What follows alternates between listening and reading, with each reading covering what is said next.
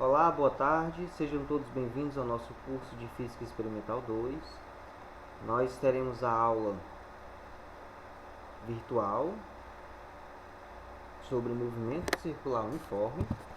E os objetivos dessa aula são identificar o movimento circular uniforme como um movimento periódico, determinar o raio da trajetória, determinar a frequência, o período e as características do movimento circular.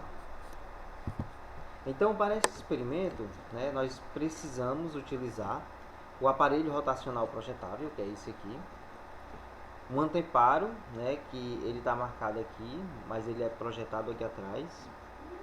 Nós precisamos utilizar uma lanterna para projetar a iluminação, a luz no aparelho rotacional. Precisamos dessa mesa elevatória. Nós precisamos da régua, do transferidor e do multicronômetro para fazer a medida de tempo. Agora eu apresento para vocês um vídeo apresentando o experimento, onde vocês irão observar o equipamento utilizado, como se dá a rotação e como vocês, como eu fiz a medida. E o que vocês vão fazer, depende de vocês observarem bem o que está acontecendo na gravação. Agora o disco do aparelho rotacional, ele está fazendo um movimento circular, a velocidade está constante, ou seja, o movimento é circular uniforme, e a luz está projetando o disco ali no anteparo. E como vocês podem perceber, existe o ponto A e o ponto B. E o objetivo desse experimento é a gente checar o movimento circular uniforme. Então o multicronômetro já está preparado. E a cada vez que o ponto A fizer uma volta nesse anteparo, eu vou registrar o tempo e depois vou apresentar para vocês essa tabela com os tempos. Então, depois de vocês terem assistido o experimento, a apresentação do experimento, eu apresento para vocês a foto do raio da imagem projetada do centro até o ponto A. Então aqui vocês podem ver que essas linhas cruzadas representam o centro, aproximadamente em 12,5 centímetros. É o raio do centro ao ponto A.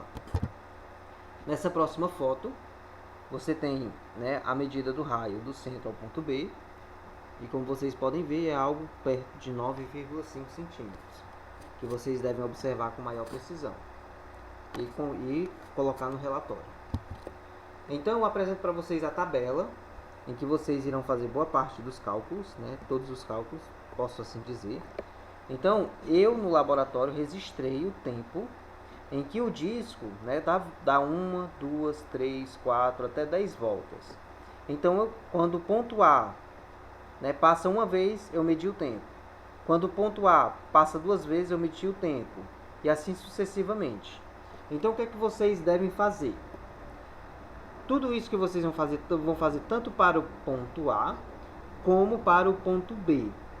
Então, você pega o valor aqui registrado e divide por N. E você vai encontrar o período de uma revolução. Então, aqui no ponto A, vocês vão ver que isso aqui é aproximadamente 2 segundos. Então, Tn, dividido por 1, dá 2 segundos. Aqui vai ser aproximadamente 4. Então, se você pegar 4 dividido por 2, vai dar aproximadamente 2. Então, o objetivo disso é uniformizar os valores do período, ou seja, o tempo de uma revolução. Depois que você calcula essa coluna, você deve calcular a da frequência. Então, a frequência é o inverso do período. Você deve aqui registrar os 10 valores. E depois calcular a velocidade angular, que é o produto de 2π pela frequência. Ou é 2π radianos dividido pelo tempo, tá? Então, você, ao final de cada coluna dessa, você deve indicar o valor médio, tanto do período, tanto da frequência, tanto como da velocidade angular. Então, agora, eu apresento para vocês. Agora eu apresento para vocês os dados para o ponto A. Então, como eu falei, né, era aproximadamente 2 segundos.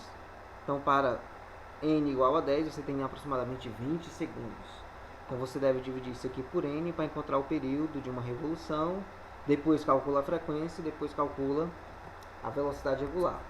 Do mesmo jeito, você tem os dados para o ponto B, que é um raio menor.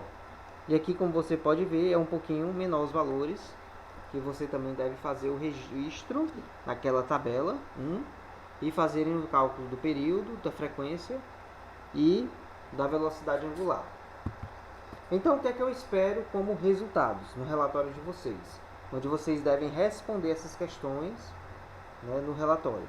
Determinar as colunas do tempo de cada ciclo, ou seja, o período, a frequência e a velocidade angular. Determinar os valores médios de cada coluna. Determinar os valores das velocidades tangenciais. Vocês devem lembrar que a velocidade tangencial é ômega-r.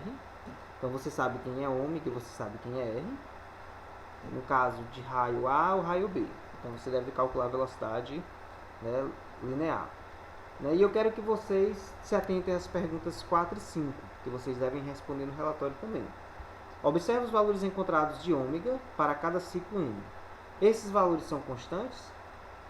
Aí você verifica, olha para a tabela e verifica se eles são quase constantes ou constantes. E olhando para eles, o que é que você pode dizer sobre a aceleração do disco? Tanto para o raio A e para o raio B. A aceleração é constante? Ela é nula? Então, eu quero que vocês discutam isso. Conhecendo os argumentos construídos na questão 4, justifica o motivo do movimento ser circular uniforme. Então, para a conclusão, vocês devem verificar se os objetivos desse experimento foram alcançados e as referências dessa apresentação. E até a próxima aula, né? O nosso canal do WhatsApp está aí, vocês podem fazer contato por e-mail ou pelo Siga. Até mais, tchau a todos.